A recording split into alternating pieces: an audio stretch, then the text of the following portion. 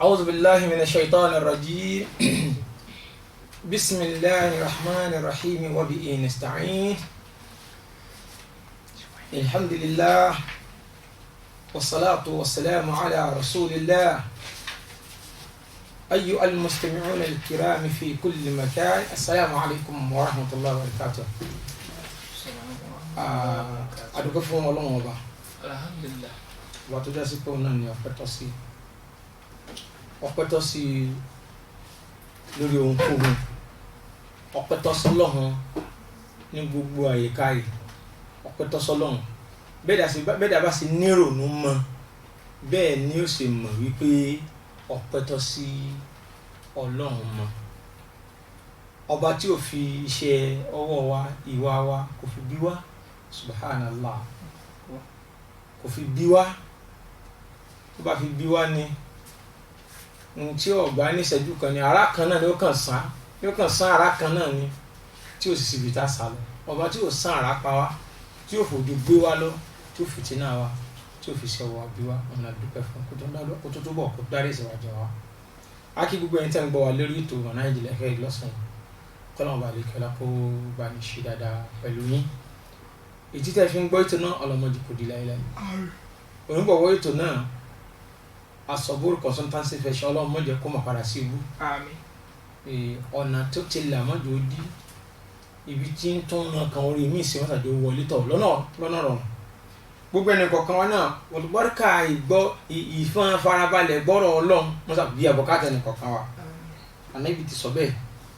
ẹnìkan ò ní fi àkókò rẹ̀ fílẹ̀ fọlọ́run kọlọ́run náà má bàa mójútó àlàmọ́ ìlú tó kù Ọlọ́run sábà mójútó àlàmọ́ ẹnì kọ̀ọ̀kan wa èèyàn oníjókòó níbi tí wọ́n ti ń sọ̀rọ̀ Ọlọ́run pẹ̀lú àníyàn kó mo fẹ́ gbọ́rọ̀ Ọlọ́run Ànábì ní àlùbáríkà ó mọ̀ dàrú so mọ́sà jẹ́ kí àlùbáríkà ọ̀rọ̀ Ọlọ́run kó wọnú ayé ẹnì kọ̀ọ̀kan wa kí gbàdúrà sílẹ̀ sí wa. akí gbogbo àwọn afáwọn táwọn máa ń kí nílé gbogbo àwọn àìmọ̀ akí wọn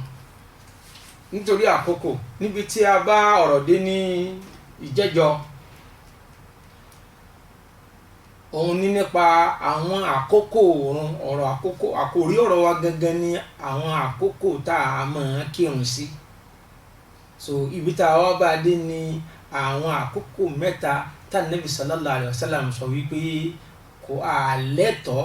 àti yan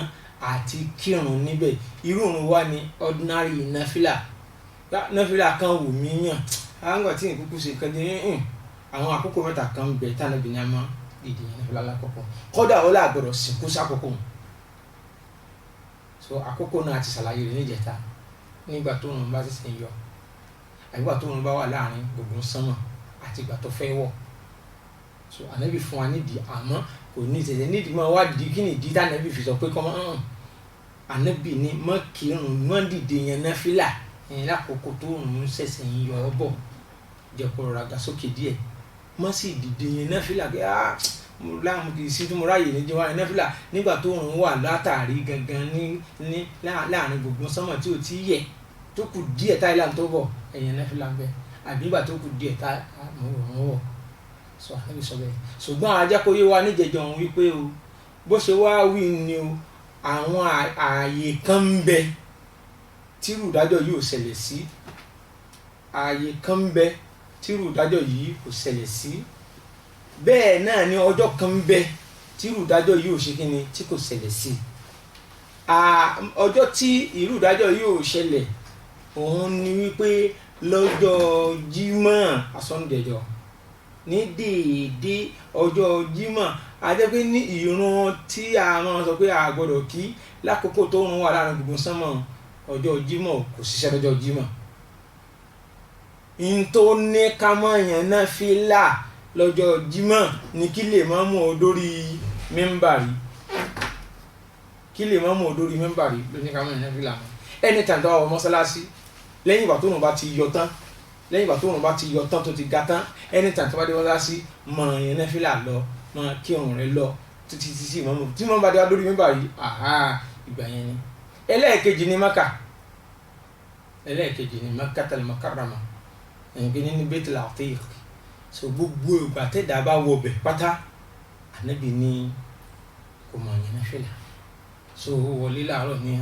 òun ṣẹ̀ṣẹ̀ ń yọ̀bọ̀ ní òun wà láàrin gbọ́sọ́mọ̀ ní kó mọ yẹn náfìlà irú ààyè ni kò ṣe ìdíwọ́ ń bẹ̀. bákan náà ìrun tá a sọ pé ní kí ẹ jẹ́ kó yọ ọ dáadáa o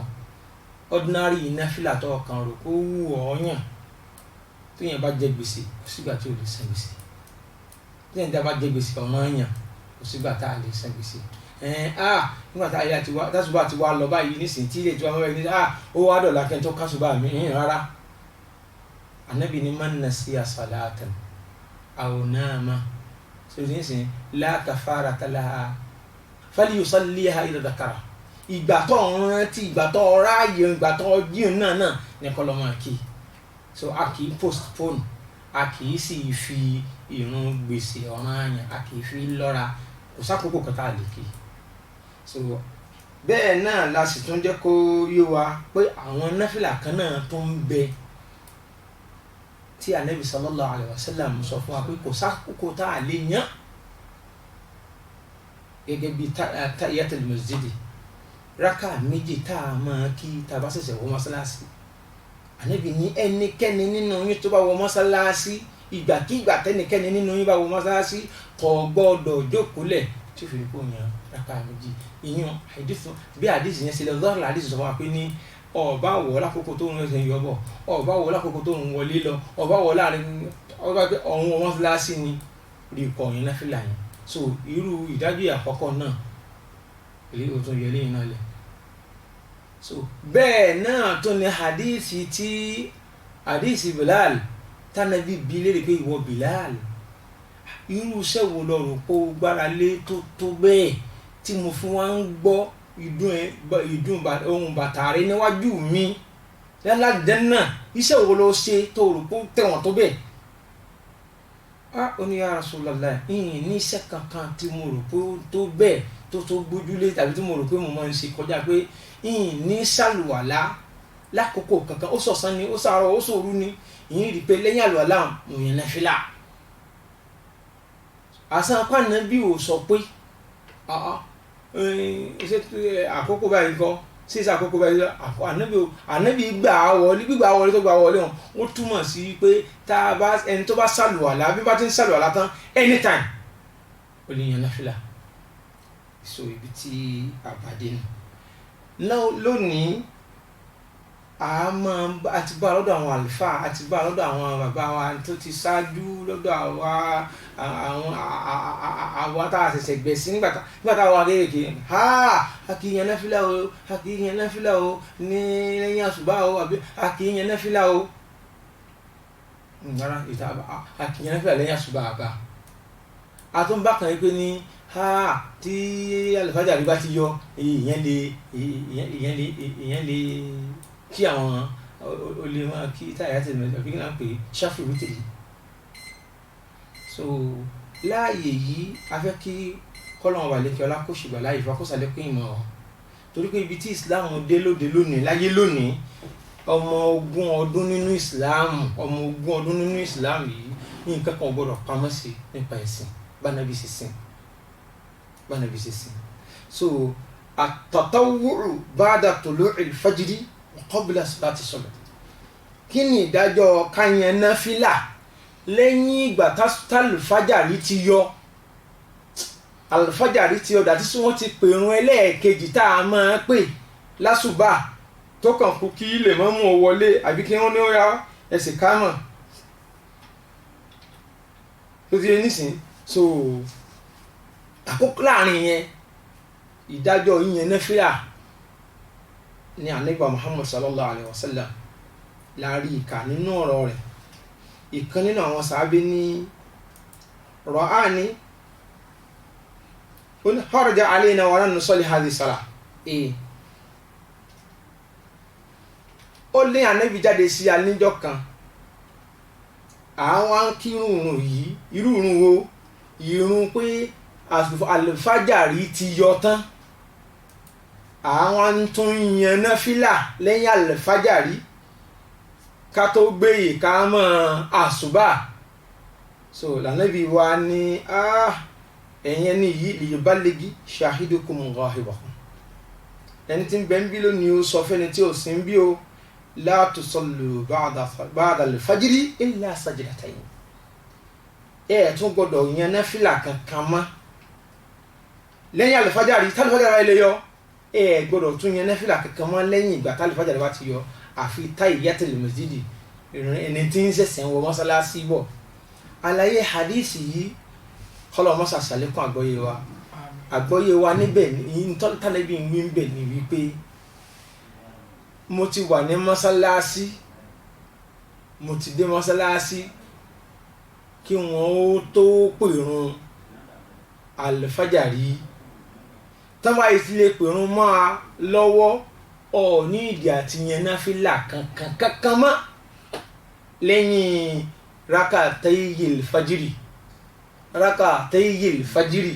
ìrun rákà méjì tá a mọ̀ kí ká tó kírun àsùbá. mo rò pé ẹ̀ ń tẹ̀lé mi.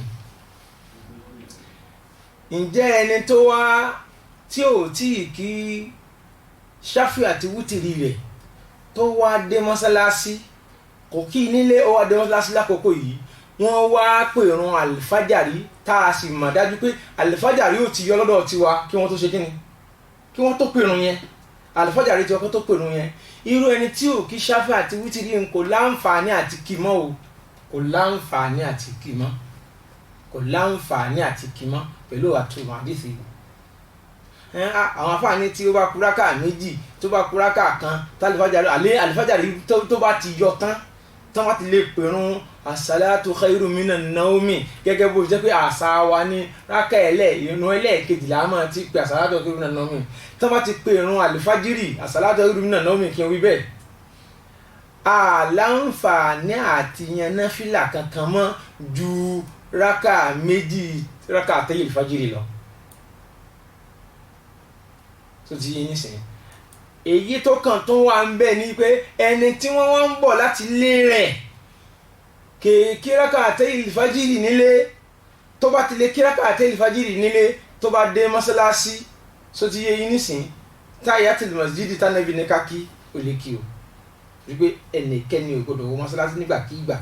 tẹ́nìkẹ́ni bá wọ́n mọ́sálásí ní koríko nìjókòó nù kótókótó àdìsí ń ṣe lára. àmọ́ kò tí ì kí rakatayil, kò tí ì kí nílé rẹ̀ ó fi wá dé mọ́sálásí tí ó wàá máa rò wípé òun kọ́kọ́ kí tahiyatul masjidi rákà méjì tá a máa kí tá a kọ́kọ́ wọ mọ́sálásí òun kọ́kọ́ kí tóun tán wá kí rakatayil fajiri tí ó wà wọn jẹ́ rákà mẹ́rin kò láǹfààní àti kí bẹ́ẹ̀ mọ́ tí wọ́n bá ti lè pè wọn àlùfájàrí. tí wọ́n bá ti lè pè wọn àlùfájàrí àbí wọ́n ń pè lọ́wọ́lọ́wọ́ mọ́sálásí, ní tí ó ṣẹlẹ̀ ń bẹ̀ ni wípé rákà méjì péré ló ní ìdí àti kí. rákà méjì tí ó ní ìdí àti kí yìí àwọn àfáà ní ó ti yanjú rakatayil fajiri yìí, ó sì ti yanjú tahiyyatul masjidi, ó ti dúró fún méjèèjì. ọlọ́run gbà bẹ́ẹ̀ wọlé inshallah. so ìtumọ̀ àdéhìí náà la tusallu ba'da al-fajri illa sajdatayn. tálùfájàrí bá ti lè yọ a gbọ́dọ̀ tún yan náfìlà kankan mọ́ lẹ́yìn rakatayil fajiri. kọ́lọ́ba ní kílá kó ṣíjú àná lọ́wọ́ wa. ọ̀rọ̀ náà a wá sọ pé ẹni tí irú ṣáfì wítìrí tẹ́tàn wọn tí wàá kí ń kọ́ kó sọ̀spẹ́ndì ẹ̀. wọ́n ní bá nàbí náà tó bá gbàgbé tó sùn tí ò yan náfìlà tí máa ń yàn lóru tó bá wá di lọ́sàn-án ìmọ̀ fi kí rákà méjìlá. so ẹni tí ò kí ṣáfì àti wítìrí rẹ̀ tó fi sùn ó tún dòru náà ọlọ́run tó fún láǹfààní àti jí yóò wá tún dé mọ́sálásí sí àlùfájàrí ti yọ kó fi ṣáfì àti wítìrí eléyìí wọn lẹ̀ kó wá yan náfìlà míì lọ́sàn-án láti fi di pé ládàá mi tí n máa ń gbà lálẹ́ àwọn ọlọ́run mọ́jọ kó ń bà lọ tán bí ò bá sì kí náà kò sàbùrú bẹ́ẹ̀. àmọ́ tó wọn bá fún láǹfààní eléyìí wọn lánàá bí a máa fi rákà méjìlá míì a máa fi san ṣáfì wítìrì tó bá gbọ́ fún àbí wíìdì tí tó bá gbọ́ fún wallahu a'lam. an-nahyu an tatawwu idha uqimat as-salah. àkórí kan tún ní tó tún ṣe kókó tó yẹ ká mú mọ́ ìyí máa ń ṣẹlẹ̀ lọ́pọ̀lọpọ̀ mọ́sálásí, ìyí máa ń ṣẹlẹ̀ sí ọ̀pọ̀lọpọ̀ àwọn mùsùlùmí, kódà ń ṣẹlẹ̀ sáwọn àfà. tó já sí pé àáwọ̀ mọ́sálásí wọ́n ò mọ ṣèkámọ̀ ọ̀run lọ́wọ́ ẹ̀gbọ́n ẹni tí ó wọ mọ́sálásí wọn táyà tó lè rákàtí fajiri mi kí n tí kí n sáré kí ìmáàmù ó tó ṣe kí ni kó tó di pé yóò parí rákà àkọ́kọ́ kò wọlé rákà àkọ́kọ́ kò wọlé ìdá uqimati sàlá àníbi sọ bẹ́ẹ̀ ìdá uqimati salatu fala salata illa al-maktuba hadithi yìí bó ṣe kéré mọ́ yìí ọ̀rọ̀ kún sínú ẹ̀ àníbi sallallahu alaihi wasallam ó ní ìdá uqimati sàlá tí wọ́n bá ilé ṣe káàmọ̀rún kan nínú mọ́sálásí kan fala salata la nahiyatul jins nafiyatul jins so la nafiya ni a gbọ́dọ̀ tún kírun kankan mọ́ kò sí irun kankan tó gbọ́dọ̀ tún máa ṣẹlẹ̀ tó gbọ́dọ̀ tún máa wáyé nínú mọ́sálásí yẹn tó àti ṣe káàmọ̀rún níwájú illa al-maktuba àfi ìrun ọ̀ranyàn tí wọ́n ń kí lọ́wọ́ yẹn jẹ́ ń sáré yẹn náfìlà mi kí àbá ìmọ̀mù tó di pé yóò parí rákà àkọ́kọ́ yìí a kì í ṣe ṣẹ̀ríà ọkọ̀ bá súnà Nábì sallallahu alaihi wasallam mú tó bá ti lè mú ọ tó ti ṣèkámọ̀ kó tó wọ mọ́sálásí so jíǹsì so à ń láti ṣe kí ni à ń láti káńsù yìí ni kódà ọ̀dà káwá ní ọ̀dà náà kì í ṣe kó fẹ́ yẹn náfìlà ó jẹ gbèsè rún ní kọ́ àwọn afáà náà ní lábẹ́ àdíìsì yìí idha uqimati ssalah fala salata kò sírun míì kankan ó sọ̀rọ̀ yẹn ó ṣe náfìlà tó gbọdọ̀ tó máa wáyé nínú mọ́sálásí yẹn illa al-maktuba àfi ẹyọ kan èyí tí lè mọ́mú ṣe kí ni tí ń kí fún wa lọ́wọ́ ìwọ wá jẹ àyílà wọ́n sì ti ṣèkámọ̀ àlásà so ó láǹfààní àti lọ ṣèkámọ̀ kankan lẹ́yìn kan wá lọ dá dúró lẹ́yìn wọ́n máa kírun níwájú ìwọ náà máa kírun lẹ́yìn ṣẹ̀ríà ọ̀gbá ṣẹ̀ríà ọ̀farahàn pẹ̀lú hadith yìí kí ni tó ń wá ṣe intenton ní láti ṣe ni pé ní kódà níyàn àrùn tó fẹ́ kírun nì kódà níyàn rẹ̀ lẹ́yìn lè mọ́mù tí ń kírun lọ ìmọ̀mù kálásà ìwọ̀n káyìlá ẹja lọ́dọ̀ àwọn afá ẹja súnmọ́ àwọn afá ìdájọ́ yìí ti gbajúmọ̀ lọ́dọ̀ àwọn afá ó ti gbajúmọ̀ kárí ayé so ìwọ láǹfààní àti wá dúró lẹ́yìn ìkọ́mọ dárùn rẹ kí mọ́ dàníyàn àìlà àti tìẹ́ pọ̀ àìlà mi tó mo fẹ́ kí tí n kílẹ̀ kan mo fẹ́ kí nísìnyí Allahu Akbar wọ́n sì tẹ́lẹ̀ ìmọ̀mù gbogbo bí bá ti ń ṣe kọ́ máa tẹ̀lé lè mọ́mù kódà bí ìmọ̀mù bá ti ṣáájú rẹ kí tẹ̀lé iṣẹ́ iye tó bá kí níbẹ̀ bá kí tó bá sálámà nàró kí wọn náà complete tó bá sálámà tiẹ̀ tán tó wá dìde wá sì wá kí àlàásàrì ti tiẹ̀ so ó wọlé bẹ́ẹ̀ àmọ́ èyí tá a kí òun bá a ṣe ní ká kí yìí ló dáa ju kọ́ wá ní ìmámù kí àlásà lọ díẹ̀ nínú sáré kí àyílà lẹ́yìn wọ́n wá lọ kọ̀ bá ṣẹ̀ríà ṣẹ̀ríà kan gbogbo àwọn afáàlì ni wọ́n sì lòdì sí bẹ́ẹ̀ náà so kọ́nà wà lẹ́kẹ́ lọ́kọ̀ tó ń ṣàlékún ìmọ̀ tá a bá ní ká máa tẹ́ pẹpẹ àlàyé yẹn yóò tún mọ̀ jìnnà èyí ní kókó bẹ́ẹ̀. al-mawadi allati nuhiya ani salati fiha àwọn ààyè tí wọn ò ti fẹ́ ká kírun tá bá wo hadith kan Ànábì ní ju'ilat liya al-ardu tahuran wa masjidan Ànábì ní Ọlọ́run fún mi ní ọlá ó ṣe oore tí ò ṣe fáwọn ànábì tó ṣáájú ó ṣe fèmí mẹ́fà orí bẹ́ẹ̀ tó ṣe fèmí tí ò ṣe fáwọn ànábì tó ṣáájú ọkà àmẹ́yìn kọ́ la fẹ́ lò nínú rẹ̀ wá ní ju'ilat liya al-ardu tahuran wa masjidan ilẹ̀ ẹlẹ̀ orí ilẹ̀ yìí pátápátá ó ní Ọlọ́run ń ṣe ní nǹkan tèmi lè fi ṣèmára àlùmọ̀ mi lè fi iyẹ̀pẹ̀ ṣe ìmára tí ó sì dẹni mímọ́ yóò ní jẹ́nẹ́bà lára kò sí níwẹ̀ yóò sì lọ sí táyà mọ́mù tó ti ń sìn yóò sì dẹni tó lè ṣe kíni tó lè kírun wà masjidan àríbi kankan ilẹ̀ ẹlẹ̀ náà ni ó yá ẹ̀fọwọ́rùn ẹ̀wọ̀n kírun lọ so ànábì ní bá ṣe sí fún mi ṣùgbọ́n lábẹ́ rẹ̀ àwọn ààyè nǹkan tánàbí wá tó ń exempt pẹ̀lú hadith akọ́kàn kò síbi tá àti lè kírun àmọ́ pẹ̀lú hadith ànábì kan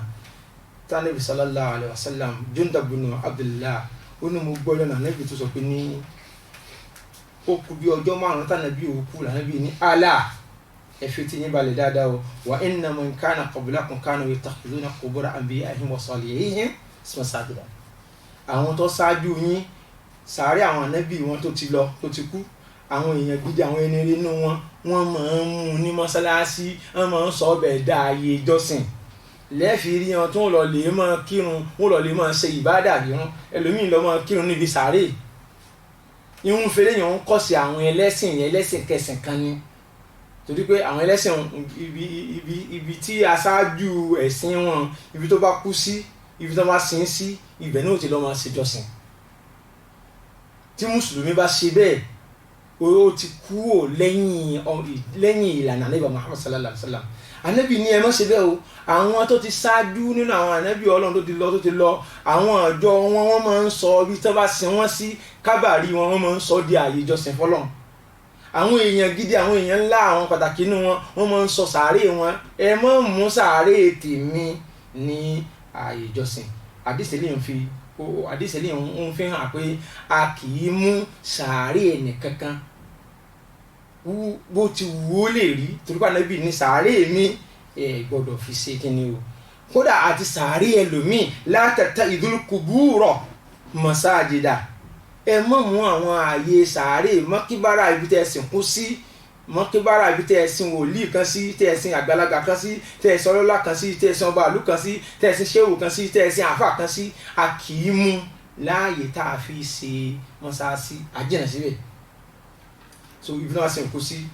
so yìí nìsín, so a kì í ṣe. Nínú àdìsí mi ó ní al-ardu kulluha masjidun illa al-maqbarata wal hamam. Gbogbo lẹ̀ pátápátá la lè ti kírun àyàfi mọ́kíbára níbi tó bá sìnkú sí àti léèwẹ̀ akíkírun láwọn àyè wọn yẹn. Nínú hadith mi ẹnìkan wọ́n bi Ànábì léèrè nípa sáà lè kírun níbi tí wọ́n bá ń máa sọ̀rọ̀ àkún mímọ́ abẹ́ igi tó sọ̀rọ̀ àkún mímọ́ sáà lè kírun lábẹ́ igi wọn. Ànábì ni wọ́n kírun bẹ́ẹ̀ fa inna mina shayatin. So nínú àwọn ìṣe àti lè kírun lẹ́yìn gbogbo ẹran ìjọsìn yòókù àbí gbogbo ẹran ọ̀sìn yòókù, màálùú ní àgbò ní ewúrẹ́ ní gbogbo bí tá à ń sin wọn tá à ti ń sìn wọn tá a so wọn mọ́ ẹ lè bọ́ sẹ́gbẹ̀ẹ́ kan kẹmọ kírun. Àmọ́ bí tí wọ́n bá ń so ràkún mímọ́ ẹ jìnnà síbẹ̀. Ànábì inna mina shayatin. Bó ti jásí pé ládùúgbò wa bíi kò sí ti ń jẹ́ ràkún mi àwọ̀ mọ́, so kọ́nà wà lẹ́kẹ́lá kó túbọ̀ kó gáìdì wa. So eléyìí ni díẹ̀ nípa àwọn ìdájọ́ tó so mọ́ àwọn ìrun wa. Kọ́nà wà lẹ́kẹ́lá kó gbà á lẹ́sìn fún wa. Ẹ jẹ́ ká máa tọ́, ẹ jẹ́ ká máa mú un lò. Eléyìí là á fi ń jẹ́ ọmọlẹ́yìn Ànábì Muhammad sallallahu alaihi wasallam, torí pé Ànábì ní sallu kama ra'aytumuni usalli wa khudhu anni manasikakum awa ma laka fiya uswa. Ṣé ń tó láti pèjúwe dáadáa fún yín. So ìtumọ̀ ilé ni pé